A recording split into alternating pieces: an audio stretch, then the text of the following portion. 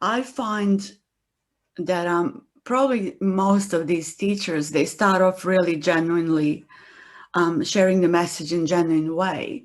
At some stage, they get more followers, and some stop right there. They see what's going on, and which is they do the right thing from what I can see, and they stop right there because they can see the ego trip.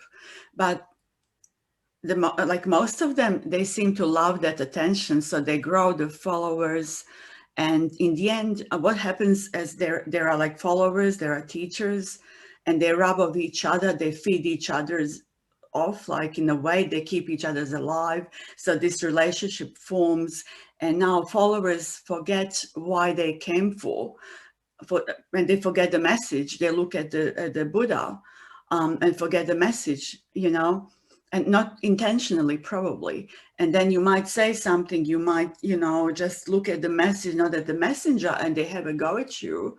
And I find that that's a personal, that's being defensive, that's being a bit of on a spiritual high.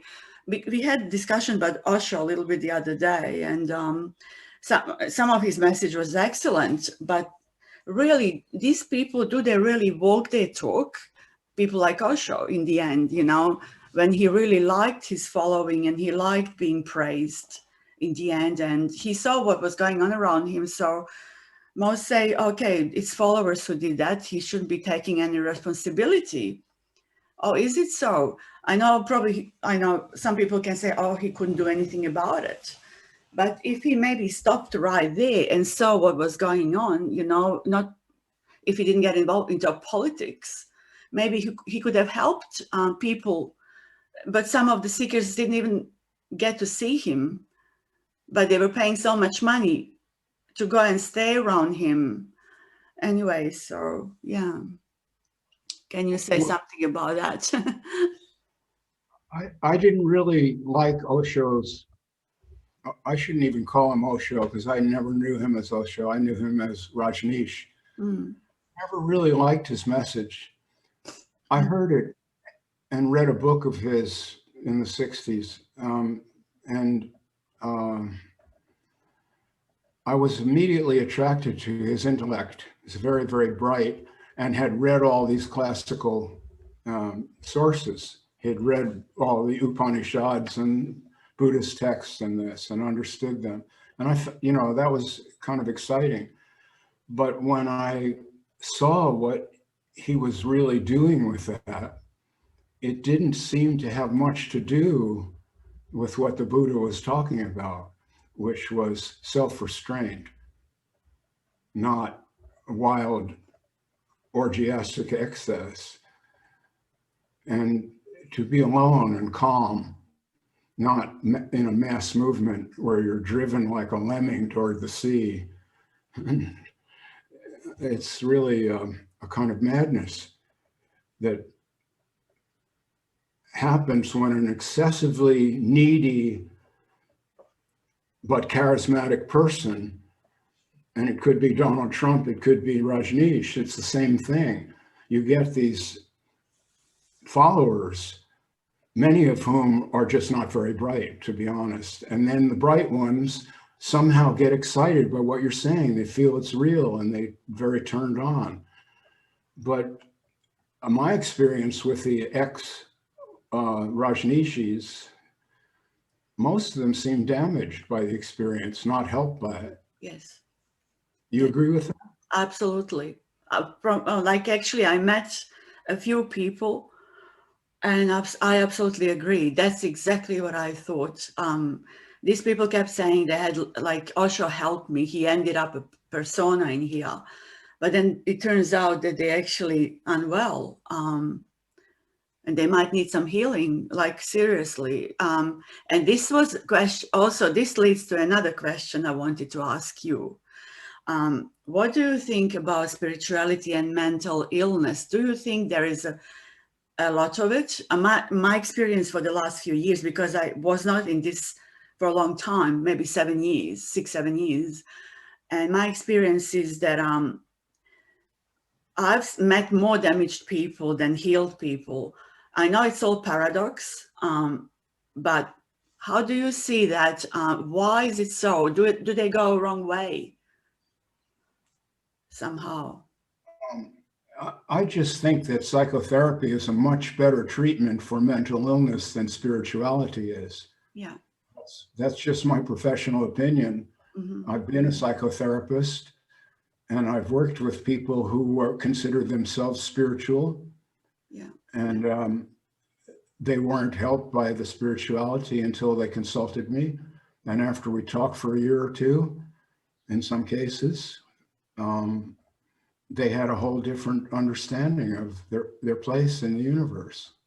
And I think the understanding offered by spirituality is mostly bogus. It Hmm. begins on a bogus note and continues to be bogus, although many people will disagree with that assessment. And I understand that. And everyone has a right to her opinion or his opinion. But I think it's bogus right from the start, right from the first step. And I'll tell you why. It puts the human being at the center of reality. Mm. And that's an amazing assumption to make in the vastness of this universe, where there might be other life forms more advanced than this one on another planet somewhere, but somehow we're the focus of spirituality and can understand reality. Yeah. And that is insane if you really look at it. It's an unbalanced, entirely unbalanced view of reality, entirely. Yeah. Now, until 100 years ago or so, we didn't know what was out there. We knew there were a couple of other galaxies, they were visible, but our telescopes didn't penetrate any further than that. But lately, in the last 100 years, with the way technology has marched on, run on, we know what's out there, a lot of it, and it's intense. It's amazing. I know you've probably seen some of these photographs from the Hubble telescope and all these images. Really, the human being, the kind of advanced gorilla, is the God. This is the center of it all, and so our pundits like Nisargadatta are going to tell us what truth is and isn't. I don't think so. I Mm. think the best that we can do as human beings is to talk about what being human is like. That's the limit. Mm. Now, it can take in a lot of territory, Yeah. and spiritual feelings are undoubtedly a part of that. Feelings of reverence and feelings of needing to bow and offer thanks. And, those are beautiful. There's nothing wrong with any of that. The problem is when you mix those things in with a bunch of teaching, that's just speculation and nonsense. And so what occurs is people love these religions because we do love to be reverent. I like to be reverent. I Yeah. like to go to a shrine and feel something. It's all good Yeah. if you understand that there's not this reality out there that all that corresponds to. We don't know that. This could be all in our minds. That's what Nisargadatta thought. Yeah. Yeah. And that's what I think. Yeah. I like that. I think this is important for people to know, because it seems that most expect constant experience of some being on high, but they think they lost it the moment they feel down, the moment something does not go according to the plan. They think I've lost it, and I can find something in that meeting where I was before, and I'm going back to the meeting because that teacher does something to me. He gives me that Shakti, and basically, yeah. So yeah, that's pretty much what everyone thinks. That's probably how I thought. And to be honest, to start with, when I first understood this innately, um, there was a really big love. There was I did not know at the time, it was a bit of a craziness, but that's how I see myself back then, 7 years ago. And because I really loved my teacher, and if anyone came near him, I don't know what I'd do to them. If like I was so defending him so much, and I would walk off, and I was just on high. But and then I would go, it would be, you know, I would go low, like on really bad, like I would feel really bad as if I was on drugs and they were wearing off in a way. It's hard to describe. And it was really from really high onto low, and then question, why did I do this, you know? And I can't get out of this. The mind kept telling me, oh my God, what I've done, like, why didn't I ask someone how this was? And because when I went on low, like it wasn't very pleasant. And but it kind of settled. It came to the like medium, some kind of more stable, how to say now. So do you see that way with you in a way, or is it, yeah, something similar? Well, that's a kind of an experience of addiction, Mm, or beginning of being a cult follower. yeah, And yeah, it's like falling in love. And those feelings are not rational. So they can't be addressed rationally. When someone is in love with the spiritual teacher, it doesn't do any good for me to say, why do you kiss that guy's feet? Which I have said to Muji followers. mm, How can you kiss this man's feet? yeah. How can you buy a photograph of his feet in the gift shop? What you going to do with that? Masturbate?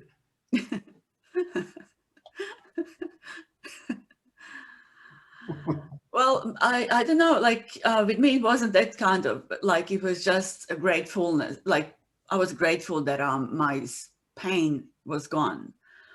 It wasn't that kind of obsession because I never was into spirituality. I really, it was putting, I'm still the same. It really puts me down. After seeing that most people went into a madness rather than, you know, becoming more like, you know, subtle and all of that, humble. It just put me off, truly. Well, it is a madness. Yeah. And I was speaking before about narcissism. Mm. There's a healthy narcissism and there's a wounded narcissism, and they're not the same thing at all. Um, I seem to have the psychotherapist hat on today, so let me just go into that for a moment. There's a time in every, not in every, but there's a time in most children's lives where they, and it usually happens between 2 and 3, 4 years old, in that time space, when they are trying out their narcissism. They're experimenting with it. So let's say a little boy will go to his father and he'll say, "Daddy, am I the greatest little boy in the whole world?" Now, this is an expected event, right? It's just part of human development, right? So if the father is a skillful father, a parent, a Yeah. skillful parent, he might pick up the child and hold him out like this, hold him out in front of him, big, make him big, and say, yes, you're the most wonderful boy in the whole wide world. But if he's skillful, he will say it with that little bit of snark, little bit of sarcasm, Yeah. but humorous. That will be a lesson to the child. Yes, you have these feelings, but don't look to the outside world to confirm them all the time. Don't look to the outside world. Yes, we all have these feelings, but if you keep going to people to validate them, all kinds of bad things can happen, and not good things. You can be led around by someone who knows how to manipulate a needy person, emotionally needy. Yeah. Or you might, I'm not talking about you here, I'm talking in general, In general. Yeah. nothing to do with your Yeah. trip, just that clear. Yeah. I get it. You're a very strong-minded person Mm. and very bright. See, and that's not everyone has that, Mm. right? We all have different attributes. Yeah. So a lot of these people who are in these cults, they're really just not very bright. Mm. And the guru doesn't need to be that bright to trap people like that either. Yeah. Some of these gurus aren't that smart. When I hear them talking, it's pretty low level. I mean, I've mentioned one. I'm not saying names anymore. Mm. Joan Tollefson told me to stop, and I said, "Okay, okay." I don't, all right. Yeah. Bad Robert, bad Robert. So I agree. I told her I think she's right, because I don't really want to insult the people who like those people. That's not what I'm about. Yeah. That's, Yeah. True. you know, yes, you agree with this, right? Yeah. Some people have really weird ideas, but you don't exactly want to rub it in their face, right? Well, Yeah. I've lost. Oh yes, narcissism. So, but that was the skillful father. But an unskilled father. Suppose the unskilled father says, "Stop talking that way. You're too big for your britches. Get in there and clean up their room, and don't come out until I call you." Mm. Talking like that. Yeah. You'll just get into trouble in life if you talk like that. People will think you're a fool and laugh at you. Let's say the father does that. Now, that's a narcissistic wound. Yeah. It's a big one because the child was inflated. And when you're inflated, if someone loves you, they allow you to be inflated a bit, but they walk you down. They talk you down. Oh, good. Yeah. Yes, you see. Yeah. But if it's too abrupt and there's no love in it, then that's a wound. Now, let's say that child grew up with that father every day for thousands of days. And this is what happened to Donald Trump with his father, Fred Trump, because Fred was a mean old motherfucker, mean ass Nazi. He was a Nazi. He marched in Nazi with the regalia. Yes. Wow. Yeah. Yes. But yes, a lot of people don't know this. So Fred Trump, there's photographs of him marching down Fifth Avenue in New York with a bunch of Nazis. Or no, it might have been Newark, New Jersey, but a city with a bunch of Nazis. So Trump is his son. He gets abused like that day after day. Now, so he's deeply narcissistically wounded. So he's constantly needing, whereas someone who had the right parenting goes out in the world and say your first book is published and you feel really good about yourself and you, God, I'm a hell of a guy. Look, the 10,000 things, it got published. Great, beautiful. Okay. And I'll get to that, back to that in a minute, because that's an interesting sidelight. But if I'm feeling that way, that's fine, because I know, since I don't have that damage in the narcissistic side of myself, I'm not going to spin out and become utterly foolish and think that makes me the greatest human who ever lived and start going everywhere telling people, I'm Robert, the author. And you see, this is, no, come on. See, I don't need skepticism applied to me, and I can do it myself. Yeah. And I don't require praise to function properly at all. I don't need any praise for the rest of my life. Fine, I'm good. My account's balanced. It's good. Yeah. I get it. Yeah. So that's the root of honesty. See, when you solve your own equation to an extent, and you're honest with yourself, then once that occurs, if it occurs, you understand that whenever you speak, you are listening. You're talking to yourself. Other people hear what they hear, but the real listener to your words is you. Yeah. Now, that's a rather radical understanding that I think a lot of people might be hearing for the first time. Yeah. You're the only one who's always an audience to whatever's coming out of your mouth. You hear every word, and now there's no one else in the world like that. And the other people will never understand exactly what you mean, because they have a different experience and they can only interpret those grunts and groans in the way they interpret them. So there's only one person who can ever truly understand you, and that's you. And that's who you're speaking to. So tell that person the fucking truth. Give them a fighting chance to understand you and sympathize with you. Yes. You get this? Yeah. When I speak, this is from the heart. Yeah. I don't have a layer of bullshit on top of this. None. Yeah. Zero. Yeah. And those are the people who, you see, it sounds strange to a lot of people that I'm calling myself a sage, but I am in this sense. Mm. I'm not the only one. As I said before, John Troy is a magnificent sage. Mm. 81-year-old man, just speaks the truth and has hung out with all these famous spiritual teachers in the backstage.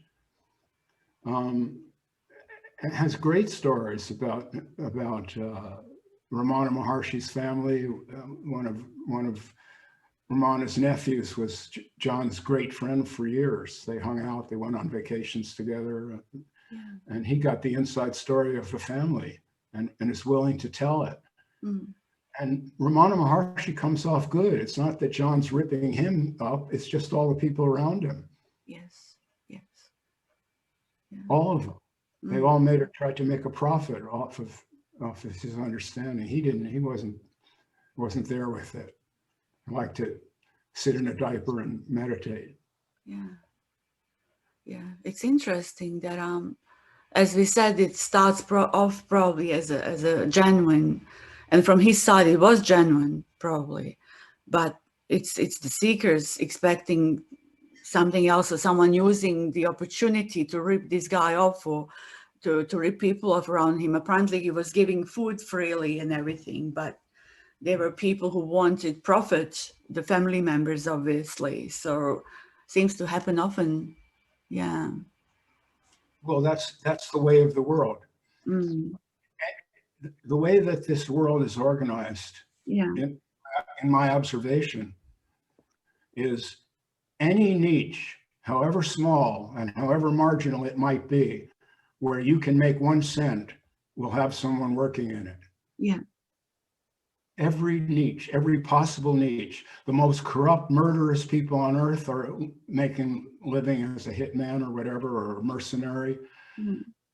And there's people who are making money telling people how to go to heaven, and everything in between. And there are wise people, but mostly not, mostly fools. Humans are a very foolish race. Yeah. And we don't understand it. We don't understand our vanity. We don't get it. No. We put ourselves at the center of reality. We put it's amazing. Yeah. And then we say, I want to realize no self. Really? I think that's going to be a problem. If you think that there's something really special and important about that as a project, and that it's sacred and everything, how are you going to get out of it? You've created that as a goal, and now you're marching toward nirvana or something. No, it really doesn't work that way.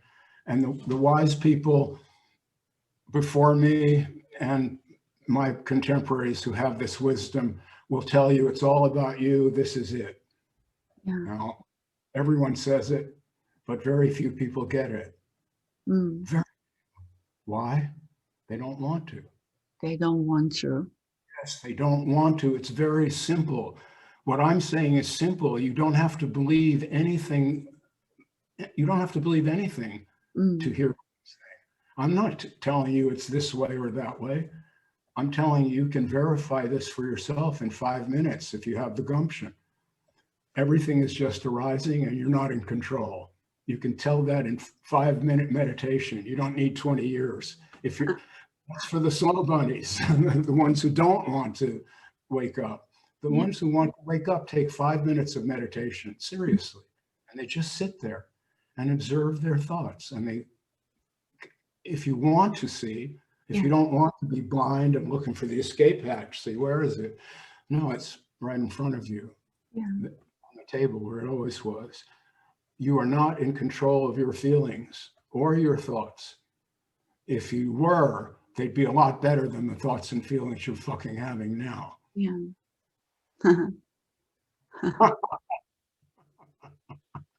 How do you choose your next thought? Must be a good one. From Tom Thompson. That's Yeah. why I like these people. See, Yeah. Tom is a brilliant cat, and he got this from a guy named Wayne Lickerman, Yes. Yes. who I never heard of until Tom mentioned, but he was a spiritual teacher, right? Yeah. Ex-alcoholic or recovering, I don't think you say ex-alcoholic. Yeah. Recovering. Recovering. I'm hanging on with my fingernails to political correctness here. Yeah. The guy was an old drunk, old Tom. Clearly, you're not in charge, because if you were, this is not the life you would have chosen.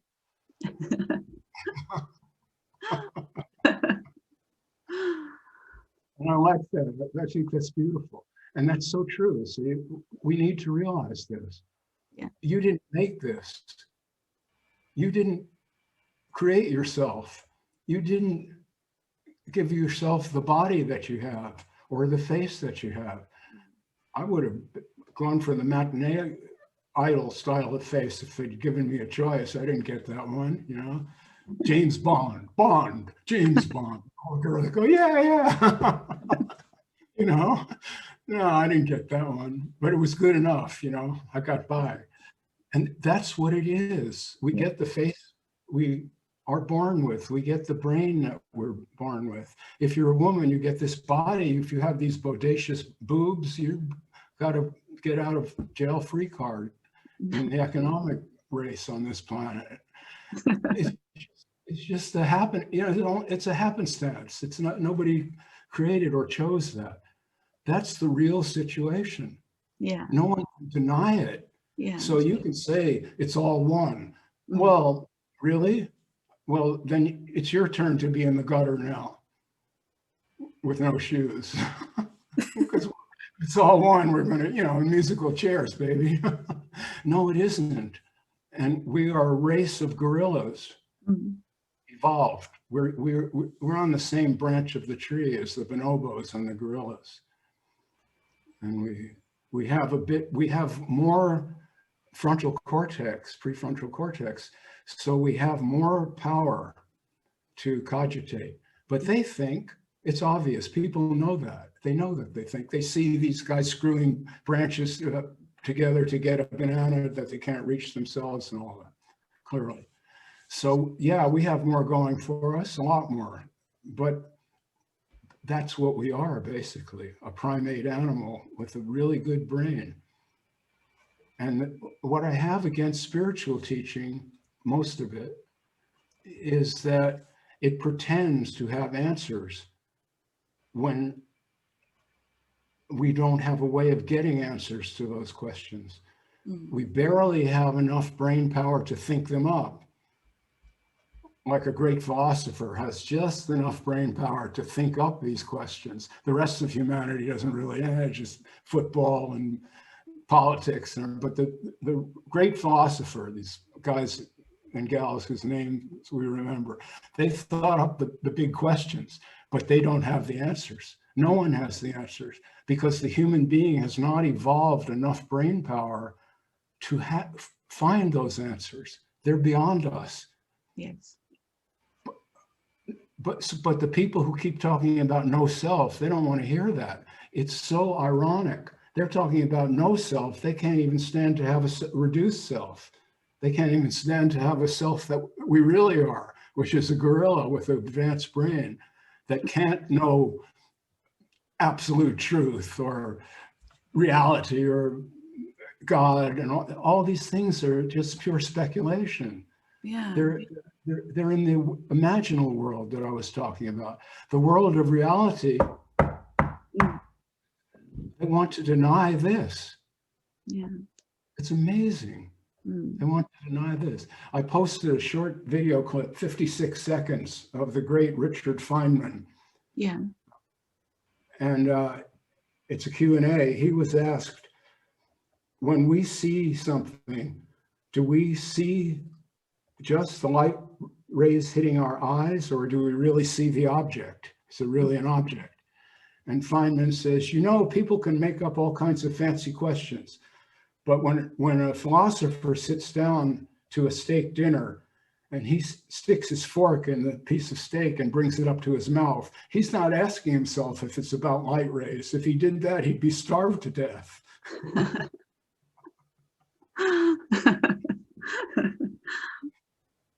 See, I heard that one today and just loved it, because that's what you deny this, you deny this. This is what we have. Yeah. This is what dies. Yeah. That's why you're denying it, is what I tell people, because you don't want to die. And until you're ready to die, you will never understand what Nisargadatta was talking about, or the Buddha, or John Troy, or Robert Saltzman, or any of us. Yeah. Because you're going to die. There's no escape. Yeah. What there is to live now as an authentic human being, warts and all, just the way you are. Ramana Maharshi, who everyone loves, he said this very clearly.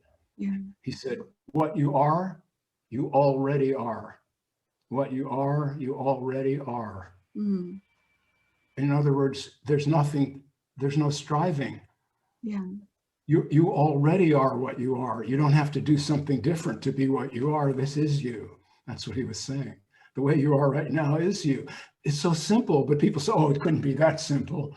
You're supposed to sit in a cave for 50 years or something, and no sex, and beat yourself, and starve, and bow to the saints until your knees bleed and all. No, come on. And then people go, oh, okay, I am what I am, but what do I do now? What am I to do? What I see happening on Facebook that's very distressing is people hear this non-duality idea, which it's a workable idea. Things can be discussed profitably, even if people have the right attitude. Right? It's metaphysics. A bunch of philosophical people with good brains can get together and bat that around and have fun and maybe figure out a few things. That's good. But that's not what happens. Mostly people hear this and it's fundamentalism. Suddenly you can't be a heretic or skew off the line. Otherwise you're bad. See, and those are the ones that become the teachers. They start preaching the fucking gospel. Yes. There's nothing but consciousness. Really? And you know that how? No brains at all? Maybe the consciousness came out of the brain, not the brain was caused by the consciousness. Could that be? Yeah. No, can't be. Fundamentalists. They know truth. Yeah. They're no better than an evangelical. No better. But they think they're on this advanced track because they can wear yoga pants or something. It's silly. Yeah. Oh, you get more followers, I presume, and gets paid better when you wear yoga pants and stuff like that. Because I know a few of you guys who do not attract followers and speak genuinely. You don't attract as much audience as people who have it fake. I always compare it to commercial television. The more crappy it is, the worse music it is, the more they get out, because it's about marketing. Everything is about marketing. Same with these people who are narcissistic. Narcissists are very good in selling themselves because they love to boost up the ego, and you get what you want, right? And you end up with these humble beings, not being, not selling 10 millions of books or whatever, like these people who fake it, So we got as far as the analysis of the narcissistic teacher. Yeah. That's the one whose father or mother missed that vital lesson where they help the kid to get his or her head on straight, as we call it. You have some self-esteem, but you don't think you're better than the people around you. That's the ideal. The ideal position of sanity. See, I'm not talking spirituality with all this self-abnegation and self-hatred and all that. I'm talking psychologically.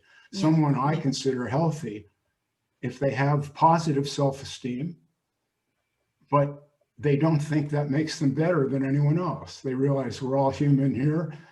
everyone has a self, everyone has self-esteem, they should, and this is what I've got. Yeah. And if someone asks me what it's based on, I might have an idea. I Yeah. might say, well, here I am, I'm 75, I'm feeling okay about being old, and I'm kind to people, and I'm not a bad guy. Yeah. And that'll be enough. Yeah. I don't have to justify my entire psychology. See, it's not necessary to get it figured out. Well, the spirituality people want to fill in every blank. They want to erase all the differences, everything that makes Sabine Sabine and Robert Robert. They want to imagine that all that's nothing. Mm. Well, but it's silly because at the same time they put this teacher on the pedestal. Yes. But if it's really all nothing, then put anybody in that chair and do it. Mm. In fact, leave the chair empty and just do it. That'd Yeah. be your best bet. Yeah. Then you'd be really doing it with yourself.